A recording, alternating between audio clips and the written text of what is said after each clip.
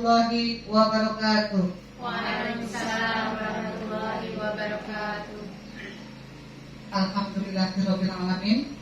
Puji syukur marilah kita haturkan kepada Allah Subhanahu wa taala yang mana pada kesempatan siang hari ini telah memberikan rahmat dan nikmatnya kepada kita semua, sehingga kita semua diperkenankan untuk berkumpul di gedung SD Negeri 4 Air Baloi ini dalam keadaan sehat walafiat dalam rangka diseminasi penyebaran pemahaman dan penerapan budaya positif.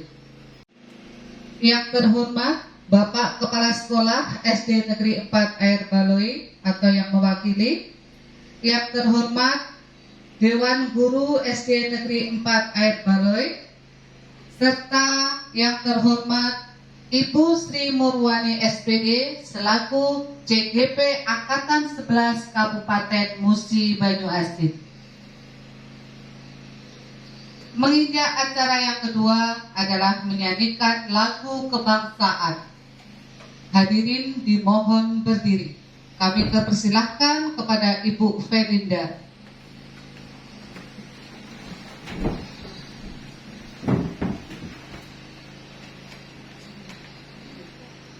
Hiduplah Indonesia Raya.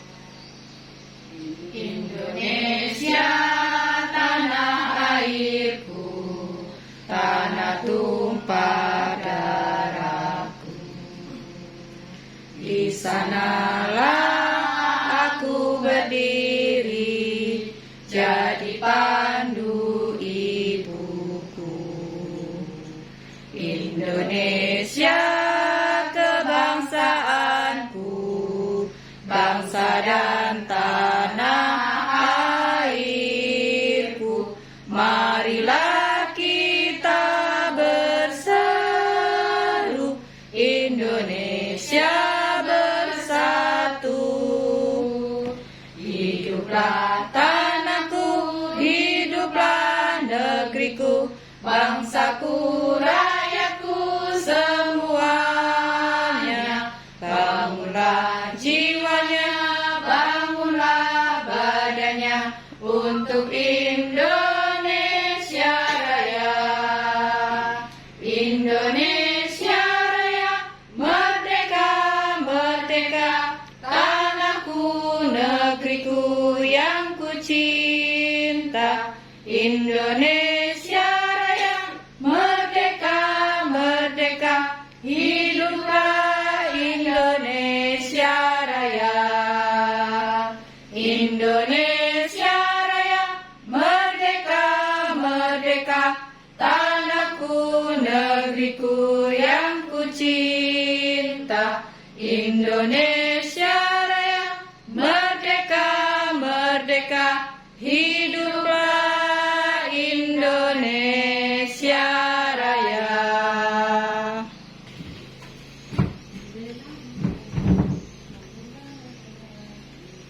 Membela negara kita.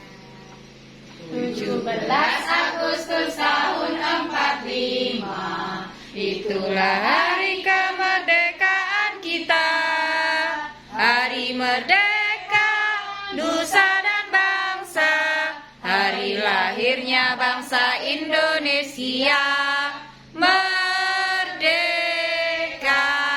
sekali merdeka tetap merdeka, selama hayat masih dikandung badan. Kita tetap setia mempertahankan Indonesia. Kita tetap setia membela negara kita.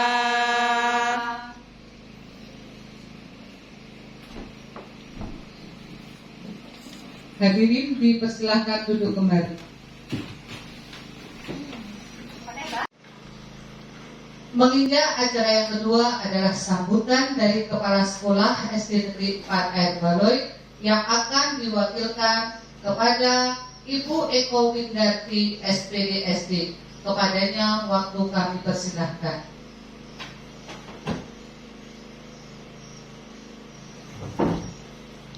Bismillahirrahmanirrahim. Assalamualaikum warahmatullahi wabarakatuh. Waalaikumsalam warahmatullahi wabarakatuh. Alhamdulillah wa syukurillah la haula wala quwwata illa billah. Rabbi sholli sadri wa yassir amri wahlul 'uqdatam min lisani yafqahu qawli. Yang terhormat Dewan Guru SDN 4 Air Bali yang hadir pada kesempatan hari ini, yang terhormat dan kita banggakan yaitu Ibu Sri Murwani. Beliau adalah CGP Angkatan 11 Kabupaten Musi Banyuasin. Baiklah, untuk mempersingkat waktu, kami wakil dari kepala sekolah ingin menyampaikan sedikit, yaitu memberi semangat kepada Ibu Sri Murwani. Mudah-mudahan beliau nanti bisa mengikuti rekrutmen calon guru penggerak angkatan 11 sampai selesai, dan mudah-mudahan apa yang beliau dapat nanti dapat kita terapkan di sekolah kita, terutama di SDN 4 Air Bali. Yang selanjutnya, acara pada siang hari ini yaitu diseminasi penyebaran dan pemahaman budaya positif modul 1.4. Monggo kita ikuti secara bersama. Nanti akan disampaikan oleh yang terhormat Ibu Sri Murwani. Mudah-mudahan berjalan lancar. Apa yang disampaikan oleh beliau, mari kita telaah, kita amati, dan kita terapkan. Mungkin hanya itu saja yang dapat saya sampaikan, dan mari kita ikuti acaranya Ibu Sri Murwani sampai selesai. Dari saya akhiri. Wabillahi taufiq wal hidayah. Wassalamualaikum warahmatullahi wabarakatuh. Waalaikumsalam warahmatullahi wabarakatuh. Yang terhormat Bapak Kepala Sekolah SDN Negeri 4 Air Bali, yang pada kesempatan ini diwakili oleh Ibu Eko Windati SPDSD. Yang terhormat Bapak Ibu Guru Dewan Guru SDN Negeri 4 Air Bali yang berbahagia juga. Di sini izinkan saya pada kesempatan kali ini mengucapkan banyak terima kasih kepada Ibu Eko Windati yang mewakili kepala sekolah, serta kepada rekan-rekan semua yang telah mensukseskan acara diseminasi pemahaman dan penerapan budaya positif modul 1.4 calon guru penggerak angkatan 11. Saya memohon maaf apabila dalam penyiapan tempat maupun hidangan yang tersedia kurang berkenan bagi Bapak Ibu guru sekalian. Saya mohon maaf yang sebesar-besarnya. Yang selanjutnya, marilah kita awali kegiatan ini bersama-sama Bapak Ibu. Saya akan menyampaikan tentang penerapan dan pemahaman budaya positif modul 1.4 calon guru penggerak angkatan 11. Di dalam modul ini ada 8 konsep inti yang akan kita pelajari bersama-sama. Dan saya juga berharap semoga kedepannya kita semua selaku Dewan Guru dapat menerapkan pemahaman ini khususnya di kelas kita masing-masing dan di sekolah kita yang tercinta SDN Negeri 4 Air Bali. Hal ini kita lakukan demi suksesnya pembelajaran yang berpusat pada murid dan demi suksesnya merdeka belajar. Konsep inti yang pertama adalah perubahan paradigma belajar, yang kedua disiplin positif, dan yang ketiga nilai-nilai kebajikan, yang keempat kebutuhan dasar manusia, yang kelima motivasi perilaku manusia, yang keenam 5 posisi kontrol guru, yang ketujuh keyakinan kelas, dan yang terakhir segitiga restitusi. Pembelajaran yang pertama adalah pembelajaran tentang paradigma baru. Pembelajaran tentang paradigma baru merupakan pembelajaran yang dirancang berdasarkan prinsip diferensiasi sehingga para murid belajar sesuai kebutuhan mereka berdasarkan tahap perkembangan masing-masing yang sesuai dengan teori psikologi modern untuk mewujudkan profil belajar Pancasila.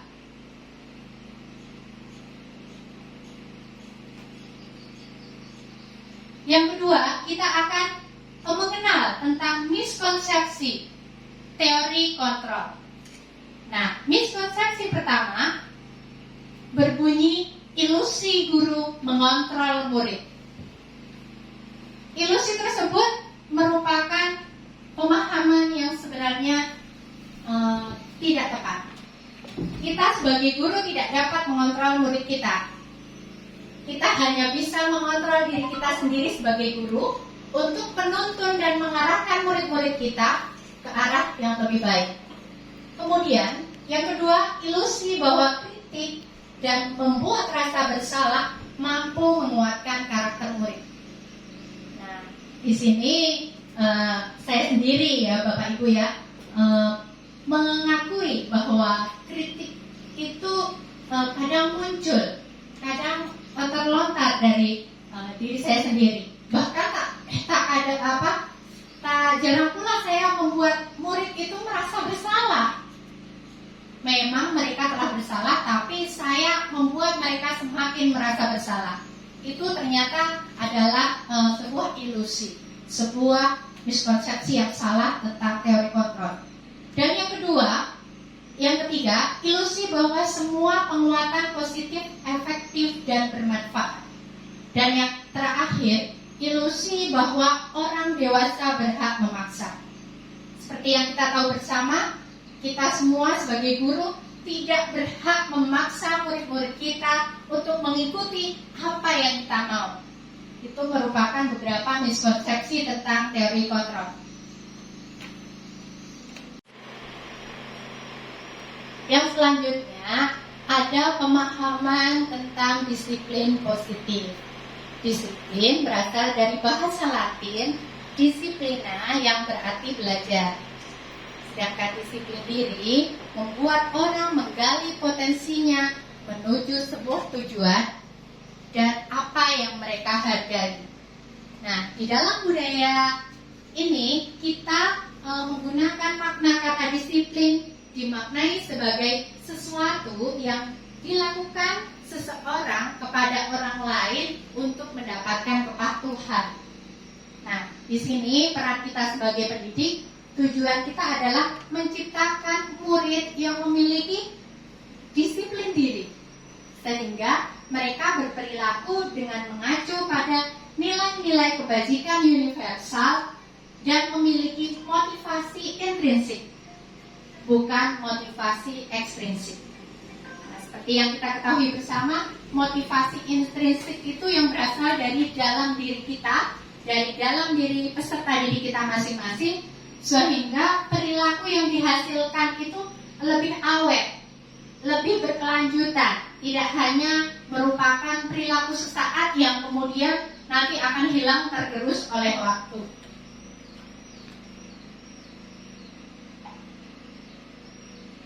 Nah, Bapak Ibu, sebelum kita lanjut ke materi yang selanjutnya, saya akan mengajak Bapak Ibu semua untuk ice breaking terlebih dahulu. Monggo Bapak Ibu silahkan berdiri dari tempat duduk Bapak Ibu masing-masing. Kita membuat lingkaran ya di sini. Tengah-tengahnya ini meja ini. Nah, tengahnya membuat lingkaran dulu. Oke, kita seru-seruan dulu ya Bapak Ibu ya.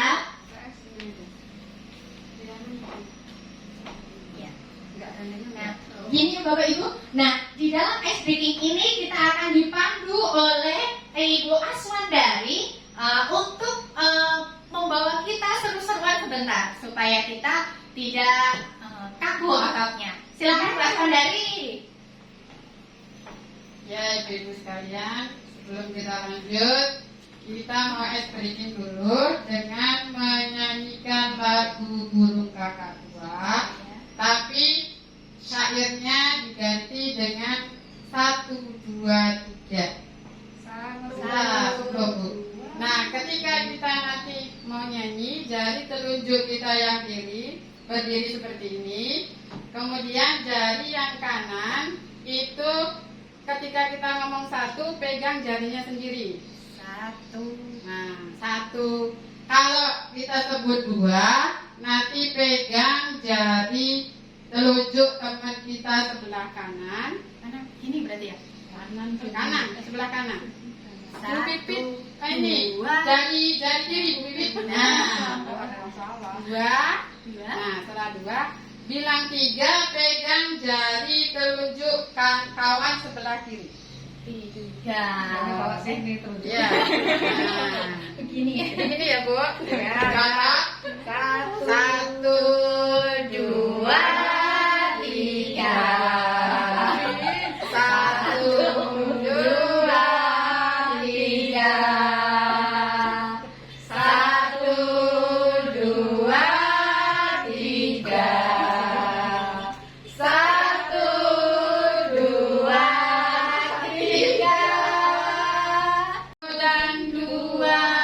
Satu, dua. Satu dan dua. Satu, dua. Satu dan dua. Satu, dua, tiga. Kenapa Mbak Iis ini? Nah, seperti itu ekspresinya. Ya. Bisa kita mulai lagi? Atau sudah? Sekali lagi. Ya, Ibu jari telunjuk kiri. Ya, satu, dua, tiga. Satu, dua, tiga. Satu, dua, tiga. Satu, dua, tiga. Satu, dua, tiga. Satu, dua. Satu dan dua. Satu, dua. Satu dan dua. Satu, dua. Satu dan dua. Satu, dua, tiga.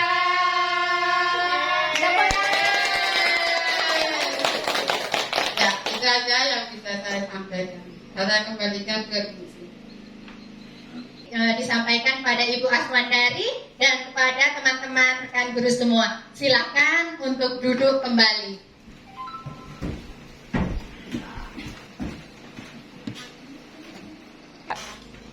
Oke, baiklah Bapak Ibu. Di sini kita akan melanjutkan materi kita. Yang selanjutnya kita akan mengenal tentang nilai-nilai kebajikan universal. Apa yang dimaksud dengan nilai kebajikan universal? Nilai kebajikan universal merupakan nilai yang disepakati bersama, terlepas dari perbedaan yang ada, baik perbedaan suku, agama, ras, bahasa, maupun latar belakang masing-masing. Nilai kebajikan ini juga merupakan sifat-sifat positif kita sebagai manusia yang mencerminkan tujuan yang mulia yang akan dicapai oleh setiap individu. Jadi isi dari nilai-nilai kebajikan universal ini merupakan nilai-nilai positif yang ada pada diri kita sebagai manusia. Yang pertama, misalnya ada nilai kejujuran, kemudian ada nilai bertanggung jawab, ada nilai yang selanjutnya itu nilai tentang kedisiplinan dan lain sebagainya. Di dalam 5 posisi kontrol tadi yang kita seharusnya ambil adalah posisi kontrol sebagai manajer. Di dalam 5 posisi kontrol tadi akan kita aplikasikan ke materi selanjutnya, yaitu tentang keyakinan kelas dan segitiga restitusi. Tapi yang pertama kita ke keyakinan kelas dulu. Kalau kita sudah yakin, intinya kita akan melaksanakan. Kalau kita sudah yakin, intinya kita akan melakukan. Kalau kita sudah yakin, kita akan melakukan, akan melaksanakan. Intinya kita telah Percaya, iya. Mengapa kita memilih kata keyakinan kelas? Kenapa bukan peraturan kelas? Nah, jadi di dalam posisi kontrol guru, kita membuat keyakinan-keyakinan kelas yang nantinya dapat kita lakukan bersama murid-murid kita. Keyakinan kelas sendiri merupakan kesepakatan yang dibuat dan diyakini bersama-sama oleh guru dan murid selama proses pembelajaran. Next, Bunda. Jadi, Bapak Ibu, selain saya akan memaparkan tentang pemahaman dan penerapan budaya positif, saya juga akan bersama-sama Bapak Ibu untuk dapat membuat keyakinan kelas di kelas kita masing-masing. Semoga hal ini nanti dapat diterapkan di kelas Bapak Ibu masing-masing dan dapat kita terapkan pada murid kita bersama-sama. Bagaimana proses pembentukan keyakinan kelas tersebut? Yang pertama, keyakinan kelas ini bersifat abstrak. Yang selanjutnya berupa pernyataan yang universal. Pernyataan yang berisi nilai-nilai kebajikan universal. Contohnya, apa tadi Bu Sida?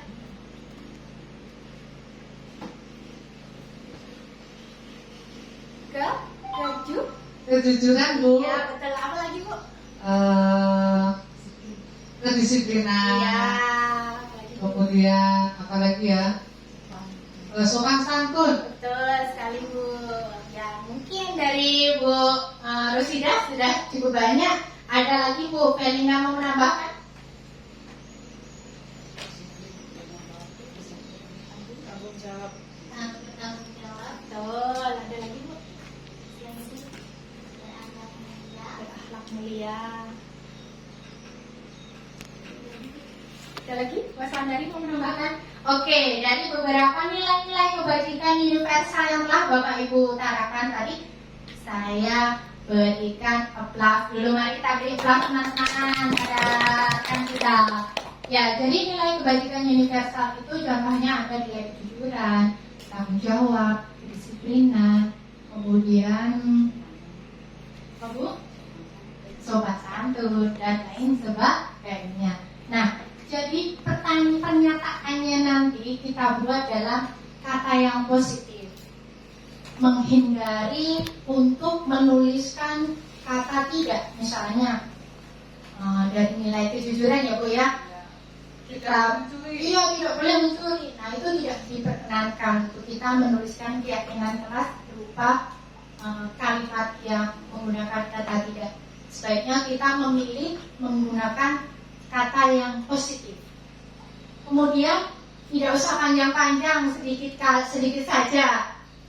Misalnya biar murid kita itu belajar membaca untuk kelas rendah ya, kita buat panjang. Nah, itu ternyata tidak diperkenankan. Sebaiknya kita memilih dengan kata yang sedikit dan mudah diingat.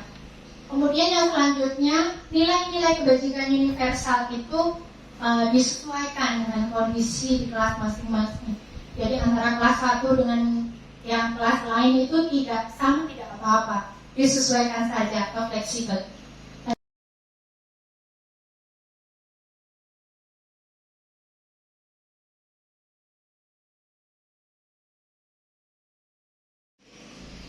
Nah, dari kebutuhan-kebutuhan tersebut diperlukan untuk melakukan atau menemukan motivasi perilaku manusia. Nah, motivasi perilaku manusia itu ada apa saja? Ternyata ada motivasi untuk menghindar dari ketidaknyamanan, menghindar dari hukuman. Ini merupakan salah satu contoh motivasi eksternal atau motivasi yang berasal dari luar diri kita. Kemudian ada motivasi untuk mendapatkan imbalan, untuk mendapatkan penghargaan ataupun mendapatkan pengakuan. Nah, itu merupakan salah satu contoh motivasi eksternal juga atau motivasi yang berasal dari luar diri kita. Contohnya, saya berangkat pagi agar saya mendapatkan misalnya penghargaan atau mendapatkan pujian dari kepala sekolah. Itu mungkin salah satu contohnya. Kemudian Contoh yang ketiga adalah motivasi untuk menghargai diri sendiri. Nah, motivasi ini sangat kental, disebut dengan motivasi internal. Apapun nanti yang akan terjadi, motivasi itu dilakukan untuk menghargai dirinya sendiri, menghargai diri sendiri. Saya misalnya datang pagi karena saya menghargai diri saya menghargai murid-murid saya, bukan untuk mendapatkan imbalan ataupun untuk menghindari hukuman. Itu salah satu contohnya. Next, Bundari. Nah, mari kita ulas satu-satu tentang motivasi internal dan motivasi eksternal. Di sini tertera sebuah ujaran dari Ki Hajar Dewantara yang mengatakan merdeka itu artinya tidak hanya terlepas dari perintah, akan tetapi juga cakap untuk memerintah diri sendiri. Nah, itu ya Bapak Ibu ya. Jadi yang namanya merdeka itu tidak hanya kita bisa lepas dari perintah seseorang atau perintah atasan, tetapi kita juga bisa memerintah diri kita sendiri. Nah, kira-kira menurut Bapak Ibu lebih mudah mana? Lebih mudah memerintah diri sendiri atau hanya untuk atau tidak hanya terlepas dari perintah? Misalnya seperti yang saya utarakan tadi, merdeka itu ketika saya bisa melaksanakan tugas saya sebagai bawahan, ketika saya mendapatkan tugas dari atasan. Kita kira menurut Guru Sida yang mana, Guru Sida?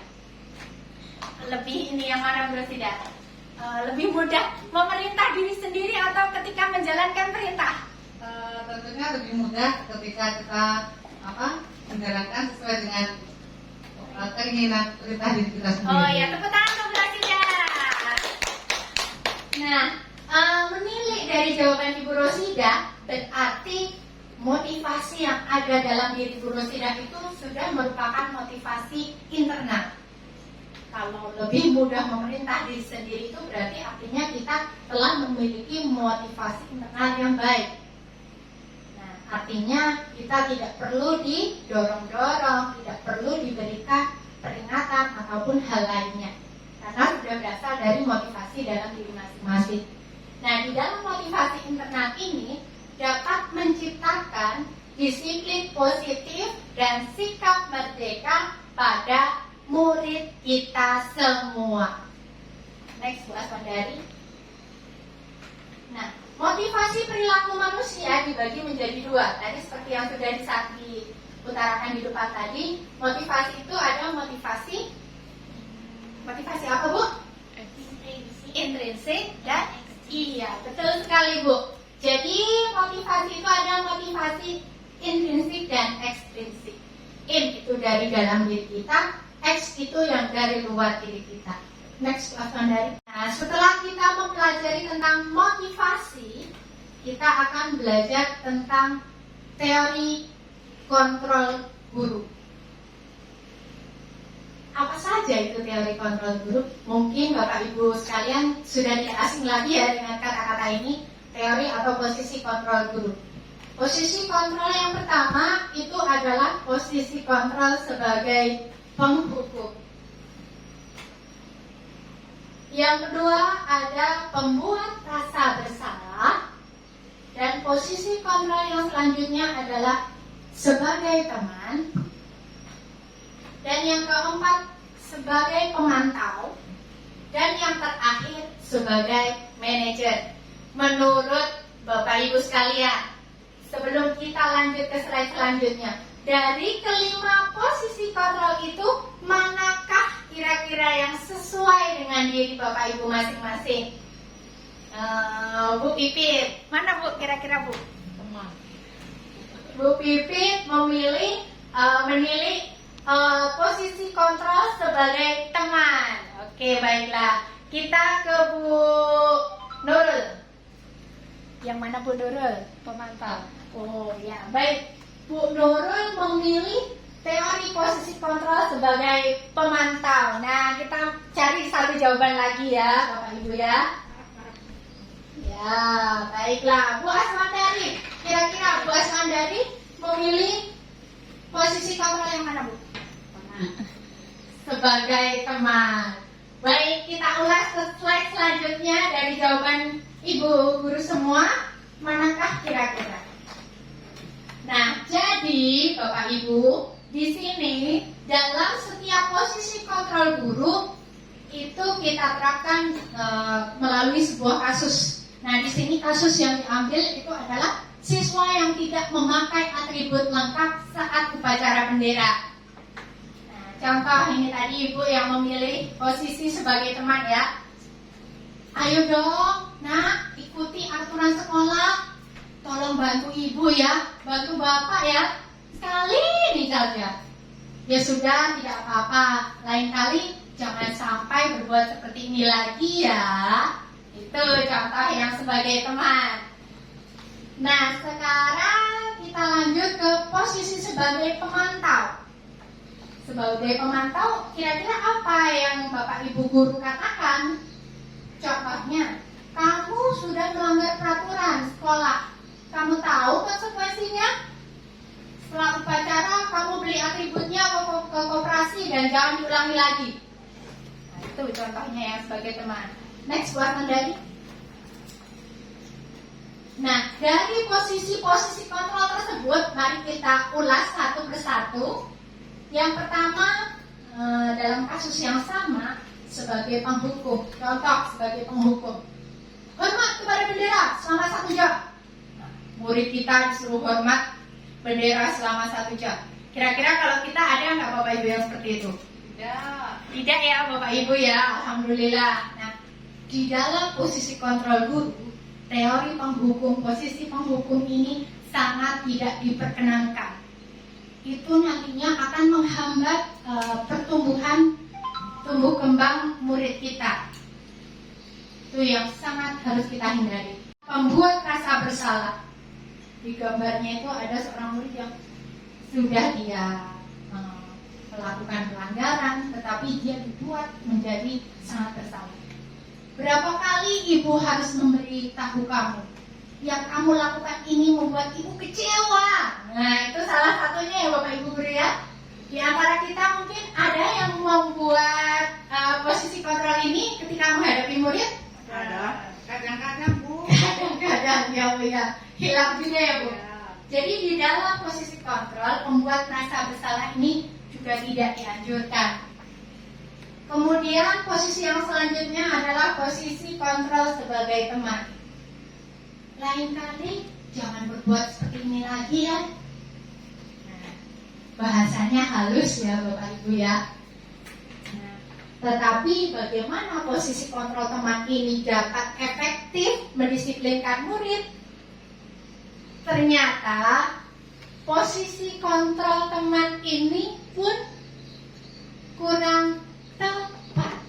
Ya, bahasanya halus, tetapi murid kita, kalau kita terlalu dekat dengannya, dia kemungkinan akan melunjak. Iya, itu ya. Jadi posisi teman ini bisa kita pakai, tapi kita aplikasikan ke posisi kontrol yang terakhir nanti. Yang selanjutnya ada posisi pemantau. Tadi yang dipilih oleh Ibu Nurul, contohnya begini. Selesai upacara, beli atribut di koperasi, dan besok jangan diulangi lagi. Nah, itu posisi pemantau. Ini pun belum diperkenankan untuk kita lakukan sebagai guru. Lalu apa kira-kira yang sebaiknya kita terapkan posisi kontrol sebagai guru pada murid kita? Yaitu posisi manajer. Nah, di dalam posisi manajer ini kita membantu peserta didik kita untuk menemukan motivasi intrinsik di dalam dirinya agar tidak melakukan kesalahan yang sama di waktu yang berbeda. Contohnya begini Bapak Ibu. Kira-kira bagaimana kamu memperbaiki kesalahanmu? Seperti itu. Next Bunda. Di dalam 5 posisi kontrol tadi yang kita seharusnya ambil adalah posisi kontrol sebagai manajer. Di dalam 5 posisi kontrol tadi akan kita aplikasikan ke materi selanjutnya, yaitu tentang keyakinan kelas dan segitiga restitusi. Tapi yang pertama kita ke keyakinan kelas dulu.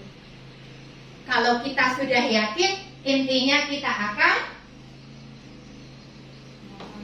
melaksanakan. Kalau kita sudah yakin, intinya kita akan melakukan. Kalau kita sudah yakin, kita akan melakukan, akan melaksanakan. Intinya kita telah percaya. Iya. Mengapa kita memilih kata keyakinan kelas? Kenapa bukan peraturan kelas? Nah, jadi di dalam posisi kontrol guru, kita membuat keyakinan-keyakinan kelas yang nantinya dapat kita lakukan bersama murid-murid kita. Keyakinan kelas sendiri merupakan kesepakatan yang dibuat dan diyakini bersama-sama oleh guru dan murid selama proses pembelajaran. Next, Bunda. Jadi, Bapak Ibu, selain saya akan memaparkan tentang pemahaman dan penerapan budaya positif, saya juga akan bersama-sama Bapak Ibu untuk dapat membuat keyakinan kelas di kelas kita masing-masing. Semoga hal ini nanti dapat diterapkan di kelas Bapak Ibu masing-masing dan dapat kita terapkan pada murid kita bersama-sama. Bagaimana proses pembentukan keyakinan kelas tersebut? Yang pertama, keyakinan kelas ini bersifat abstrak. Yang selanjutnya berupa pernyataan yang universal. Pernyataan yang berisi nilai-nilai kebajikan universal. Contohnya, apa tadi Bu Sida?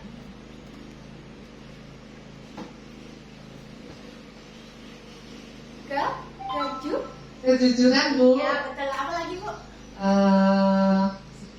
Kedisiplinan. Ya. Kemudian apa lagi ya? Sopan santun. Betul sekali, Bu. Ya, mungkin dari Bu Rosida sudah cukup banyak. Ada lagi Bu Felina mau menambahkan? Tanggung jawab. Betul. Ada lagi Bu? Berakhlak mulia. Berakhlak mulia. Ada lagi? Mas Andari mau menambahkan? Oke, dari beberapa nilai-nilai kebajikan universal yang telah Bapak Ibu utarakan tadi, saya berikan applause dulu. Mari kita beri applause senang-senangan pada rekan kita. Ya, jadi nilai kebajikan universal itu contohnya ada nilai kejujuran, tanggung jawab, kedisiplinan, kemudian apa Bu? Sopan santun dan lain sebagainya. Nah, jadi pernyataannya nanti kita buat dalam kata yang positif. Menghindari untuk menuliskan kata tidak. Misalnya dari nilai kejujuran ya Bu ya. Kita tidak boleh mencuri. Nah, itu tidak diperkenankan untuk kita menuliskan keyakinan kelas berupa kalimat yang menggunakan kata tidak. Sebaiknya kita memilih menggunakan kata yang positif. Kemudian tidak usah panjang-panjang, sedikit saja. Misalnya biar murid kita itu belajar membaca untuk kelas rendah ya, kita buat panjang. Nah, itu ternyata tidak diperkenankan. Sebaiknya kita memilih dengan kata yang sedikit dan mudah diingat. Kemudian yang selanjutnya, nilai-nilai kebajikan universal itu disesuaikan dengan kondisi di kelas masing-masing. Jadi antara kelas 1 dengan yang kelas lain itu tidak sama, tidak apa-apa. Disesuaikan saja atau fleksibel. Nah, di sini sampailah kita pada materi segitiga restitusi. Puncak dari segala yang telah kita pelajari tadi bermuara kepada segitiga restitusi. Dari berbagai macam motivasi, kebutuhan dasar manusia, paradigma pembelajaran, kemudian keyakinan kelas, disiplin positif, muaranya adalah tentang kita bisa menerapkan nilai-nilai tersebut melalui langkah restitusi yang diterapkan dalam segitiga restitusi. Apakah itu segitiga restitusi? Segitiga restitusi merupakan proses dialog yang dijalankan oleh guru agar dapat menghasilkan murid yang mandiri dan bertanggung jawab. Next. Stop itu.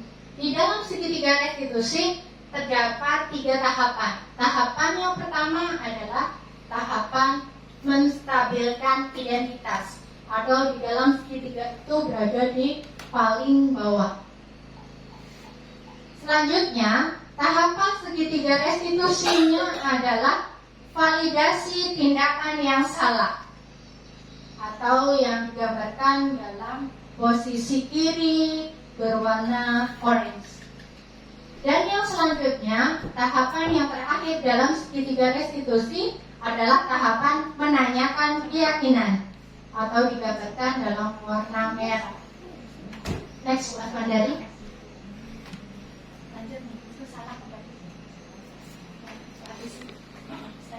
Tahapan segitiga restitusi yang pertama adalah tahap menstabilkan identitas. Jadi ketika ada murid kita yang berbuat kesalahan, kita tidak serta-merta langsung emosi, kemudian malah kita menghukumnya, menghakimnya, atau membentaknya. Tetapi kita juga manusia ya Bapak Ibu ya. Nah, ketika saya, nggak usah jauh-jauh, nggak usah Bapak Ibu, saya saja. Saya pun kadang hilaf.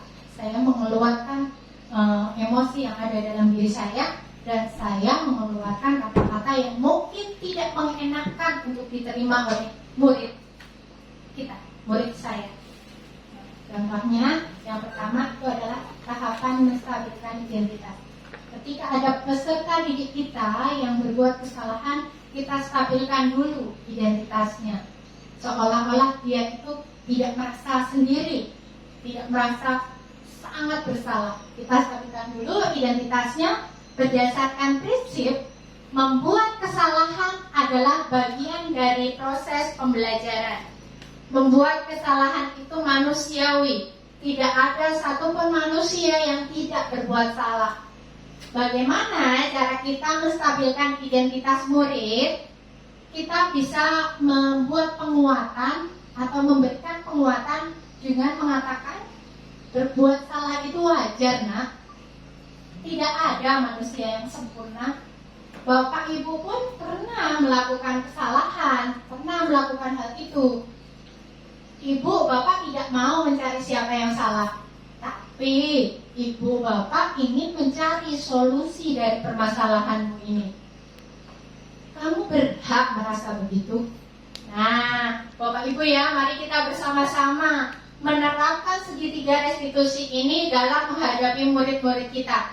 Bukan berarti saya di sini sudah sempurna, saya sudah menerapkan, saya pun hilaf, manusia biasa, juga banyak melakukan kesalahan. Tetapi marilah kita bersama-sama mengontrol diri kita, karena kita tidak dapat mengontrol murid. Yang kita bisa hanya menuntun mereka ke arah yang lebih baik. Slide yang sebelumnya Bu Dari. Tahapan yang selanjutnya dalam segitiga restitusi adalah tahapan menstabilkan bukan Bu Dari, saya yang salah. Ya, tahapan validasi tindakan yang salah. Hal ini dilakukan berdasarkan prinsip setiap perilaku berupaya untuk memenuhi kebutuhan tertentu. Jadi ketika murid kita melakukan kesalahan, bisa jadi kebutuhan dasar mereka belum terpenuhi. Mungkin kebutuhan bertahan hidupnya, atau mungkin dia sedang lapar karena tadi dia belum sarapan waktu akan berangkat ke sekolah, atau mungkin murid kita tidak diberi uang saku oleh orang tuanya sehingga dia tidak dapat jajan di sekolah, atau mungkin kebutuhan murid kita itu ingin mendapatkan kesenangan, mendapatkan kasih sayang dan rasa ingin diterima dari teman-temannya maupun dari gurunya. Nah, tentunya setiap perilaku yang dilakukan oleh murid itu ada sebab musababnya. Nah, di dalam prinsip validasi tindakan yang salah, kita bisa mengatakan dengan beberapa contoh kalimat pertanyaan atau kalimat penguatan. Misalnya, kamu pasti punya alasan mengapa melakukan hal itu, padahal kamu bisa melakukan yang lebih buruk dari ini ya. Kamu patut bangga karena telah melindungi sesuatu yang penting untukmu. Kamu melakukannya karena kamu mempertahankan sesuatu yang penting bagimu kan? Itu merupakan contoh-contohnya. Next, dari di slide yang selanjutnya lagi. Nah, tibalah kita di penghujung tahapan dalam segitiga restitusi ini, yakni ada tahapan menanyakan keyakinan. Tapi saya lihat Bapak Ibu ini mulai mengantuk ini.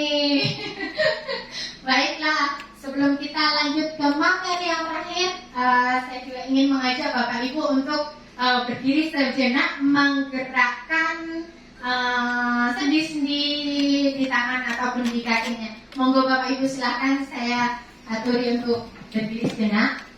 Tahapan segitiga restitusi yang pertama adalah tahap menstabilkan identitas. Jadi ketika ada murid kita yang berbuat kesalahan, kita tidak serta-merta langsung emosi, kemudian malah kita menghukumnya, menghakimnya, atau membentaknya. Tetapi kita juga manusia ya Bapak Ibu ya. Nah, ketika saya, nggak usah jauh-jauh, nggak usah Bapak Ibu, saya saja. Saya pun kadang hilaf. Saya mengeluarkan emosi yang ada dalam diri saya, dan saya mengeluarkan kata-kata yang mungkin tidak mengenakan untuk diterima oleh murid kita, murid saya. Contohnya, yang pertama itu adalah tahapan menstabilkan identitas.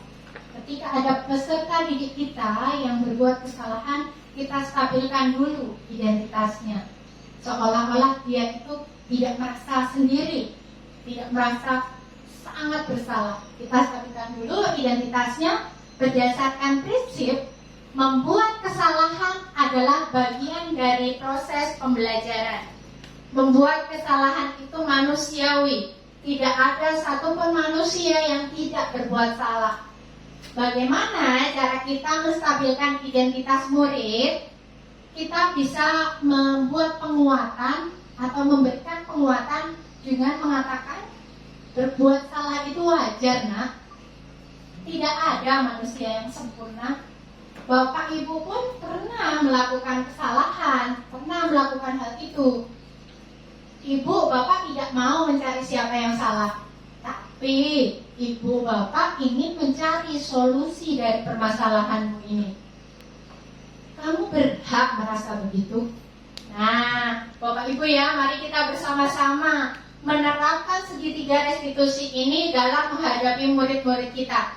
Bukan berarti saya di sini sudah sempurna, saya sudah menerapkan, saya pun hilaf, manusia biasa, juga banyak melakukan kesalahan. Tetapi marilah kita bersama-sama mengontrol diri kita, karena kita tidak dapat mengontrol murid, yang kita bisa hanya menuntun mereka ke arah yang lebih baik.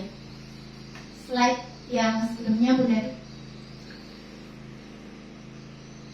Tahapan yang selanjutnya dalam segitiga restitusi adalah tahapan menstabilkan bukan Bu Dari, saya yang salah. Ya, tahapan validasi tindakan yang salah. Hal ini dilakukan berdasarkan prinsip setiap perilaku berupaya untuk memenuhi kebutuhan tertentu. Jadi ketika murid kita melakukan kesalahan, bisa jadi kebutuhan dasar mereka belum terpenuhi.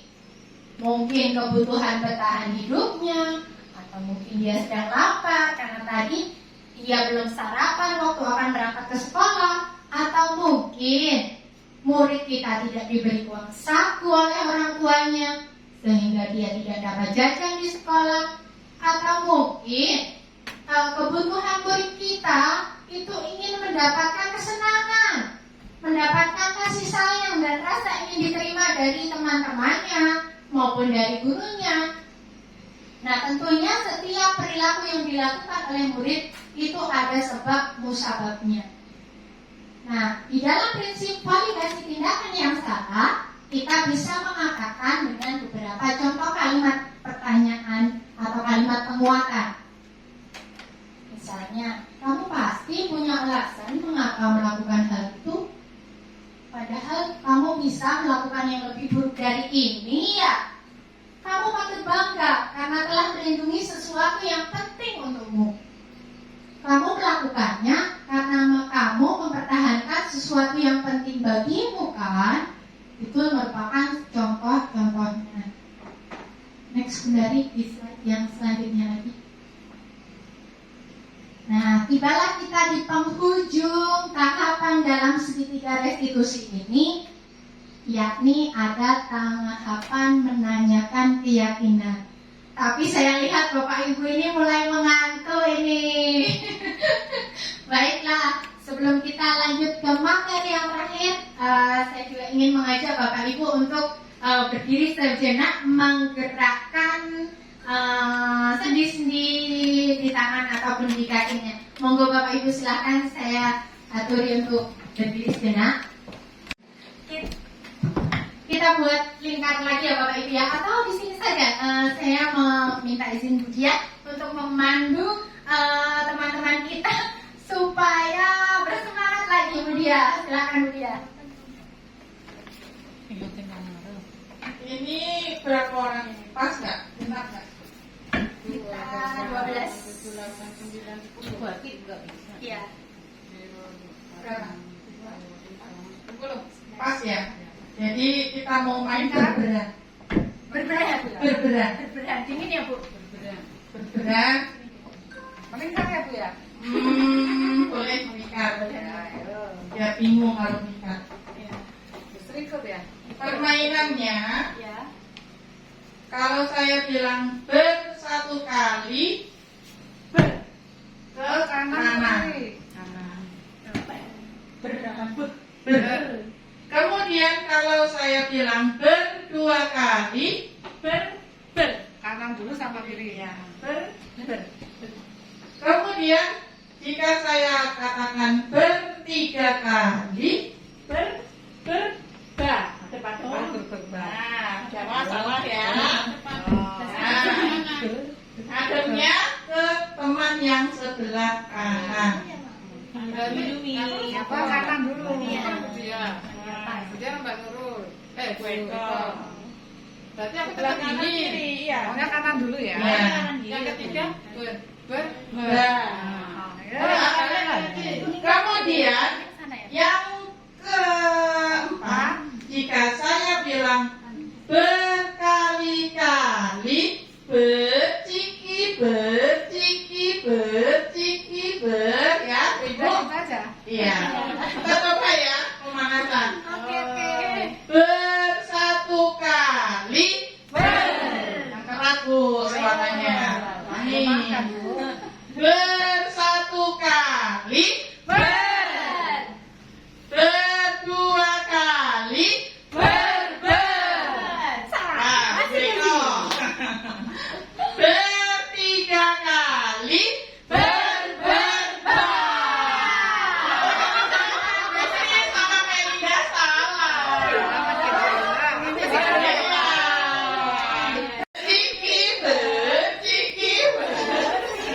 Ulangi ya, ada yang salah. Kalau ada yang salah dihukum nggak ya kira-kira? Hadiah ya. Enggak sampai ya. Ulangi ya.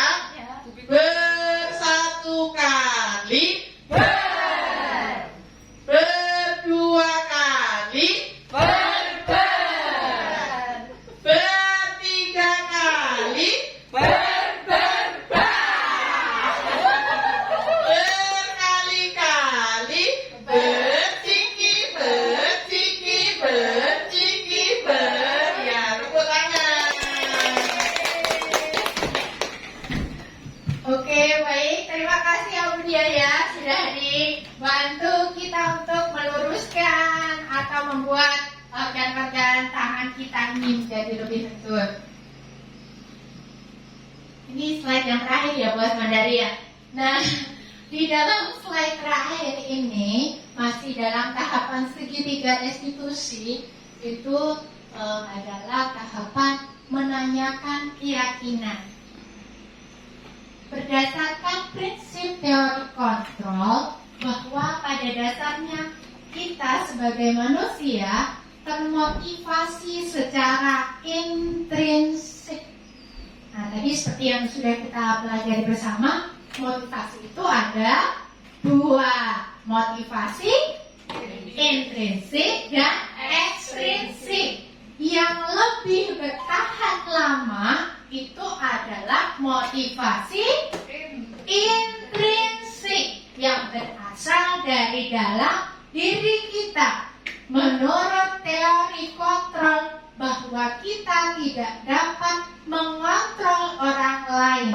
Yang dapat mengontrol itu hanya diri kita sendiri. Betul Bapak Ibu. Berdasarkan tahapan ini, apa saja yang bisa kita utarakan kepada murid-murid? Contohnya dengan kita mengutarakan kalimat ini Bapak Ibu. Apa keyakinan kelas kita? Kita ingatkan lagi pada murid kita tentang keyakinan kelas yang telah kita sepakati bersama-sama. Nilai apa yang telah kita sepakati? Kemudian seperti apa gambaran kelas yang ideal menurut kamu? Atau gambaran sesuatu yang kamu inginkan, itu yang ideal seperti apa, nak? Ataupun dengan mengutarakan, kamu ingin menjadi orang seperti apa, nak? Nah, dengan pertanyaan-pertanyaan tersebut kita bisa membantu murid kita tanpa kita melakukan perbuatan atau melakukan tindakan maupun perkataan yang menghukum mereka, sehingga kita dapat membantu mereka menemukan motivasi intrinsiknya. Misalnya tadi di dalam kasus terlambat mengikuti upacara bendera. Nah, kita tidak serta-merta menghukumnya, tapi kita membantu mereka menggunakan prinsip segitiga restitusi tadi. Jadi kita bisa menggali motivasi intrinsik apa yang bisa mereka gali dalam diri murid kita masing-masing. Di dalam konsep-konsep inti budaya positif tadi dapat kita buat kesimpulan bahwa kita sebagai gurunya hanya mampu menuntun mereka sesuai dengan prinsip-prinsip. Jadi Bapak Ibu, kita dapat mengambil kesimpulan filosofi Ki Hajar Dewantara bisa kita terapkan pada murid-murid kita dengan kita mengambil prinsip bahwa kita hanya bisa menuntun mereka, menuntun murid-murid kita, mengarahkan mereka ke arah yang lebih baik. Ibarat kita menanam padi, kita hanya bisa menuntun dan merawat tumbuhnya padi tersebut agar nantinya padi-padi tersebut bisa kita panen secara maksimal. Kira-kira begitu ya Bapak Ibu ya. Di slide terakhir Bundari, coba Bundari. Nah, di sini slide terakhir ini Bapak Ibu, saya menyampaikan rasa terima kasih saya yang sangat besar pada Bapak Ibu sekalian yang telah mengikuti kegiatan diseminasi, pemahaman dan penerapan budaya positif ini dengan sangat baik. Tepuk tangan untuk Bapak Ibu sekalian. Kedepannya tentunya kita berharap bersama-sama dapat mengaplikasikan, dapat menerapkan sedikit tadi yang saya sampaikan di dalam pembelajaran Bapak Ibu sekalian di kelas masing-masing ataupun di sekolah kita SD Negeri 4 Air Balui yang tercinta ini.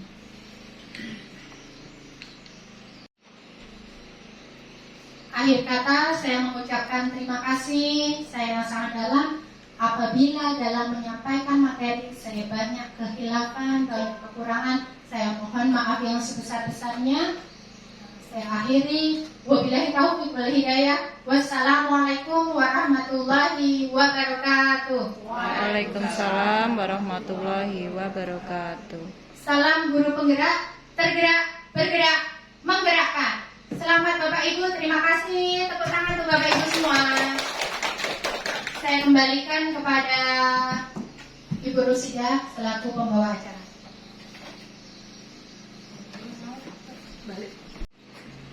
Baik, terima kasih Bapak Ibu. Acara diseminasi pemahaman dan penerapan budaya positif yang telah disampaikan oleh CGP Angkatan 11 Ibu Sri Murwani SPD Kabupaten Musi Banyuasin sudah berjalan dengan lancar. Beri aplaus yang meriah untuk beliau.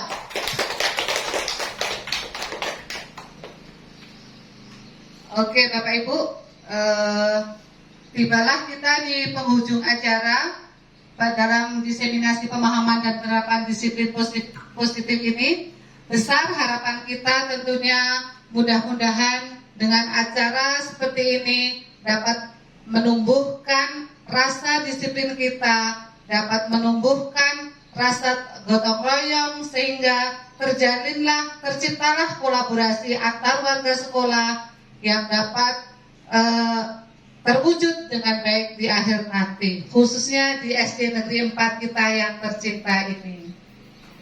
Baik Bapak Ibu, demikian acara pada kesempatan hari ini. Di sini saya selaku pembawa acara banyak salah, banyak hilaf, saya mohon maaf yang sebesar-besarnya. Sebelum kita akhiri, marilah acara pada kesempatan hari ini kita tutup dengan membaca lafal hamdalah bersama-sama.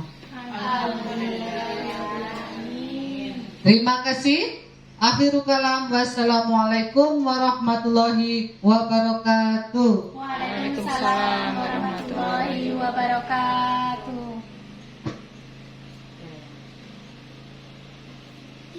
Assalamualaikum warahmatullahi wabarakatuh. Perkenalkan, saya Pipit Aryani, guru kelas 2 SDN 4 Air Balui. Di sini saya akan merefleksikan diseminasi pemahaman dan penerapan budaya positif dari Ibu Sri Murwani, CGP Angkatan 11 Musi Banyuasin. Diseminasi yang dilakukan Bu Sri tadi saya rasa cukup lengkap, di mana penyebaran pemahaman ini dapat membantu pemahaman saya tentang disiplin positif, sehingga dapat menumbuh kembangkan sikap disiplin di lingkungan SD Negeri 4 Air Balui ini. Kedepannya saya dapat membuat keyakinan kelas bersama murid saya dan dapat menerapkannya secara konsisten di kelas. Sekian, Assalamualaikum warahmatullahi wabarakatuh. Assalamualaikum warahmatullahi wabarakatuh. Perkenalkan, saya nama Aswandari, SPD, guru kelas 6 SDN 4 Air Balui. Di sini saya ingin menyampaikan umpan balik tentang diseminasi penerapan dan pemahaman dan penerapan budaya positif. Dari diseminasi penerapan dan pemaparan yang sudah disampaikan Bu Sri Murwani tadi, sudah baik dalam penyampaiannya, gaya bahasanya juga mudah dimengerti sehingga saya lebih memahami materi dengan baik. Gestur tubuh sangat bersemangat, membuat saya juga bersemangat untuk mengikuti acara ini. Materinya juga disampaikan secara runtut. Semoga dengan adanya diseminasi ini saya dapat menerapkan di dalam kelas yang saya pegang khususnya dan di sekolah pada umumnya. Demikian umpan balik dari saya. Akhir kata, wassalamualaikum warahmatullahi wabarakatuh. Waalaikumsalam.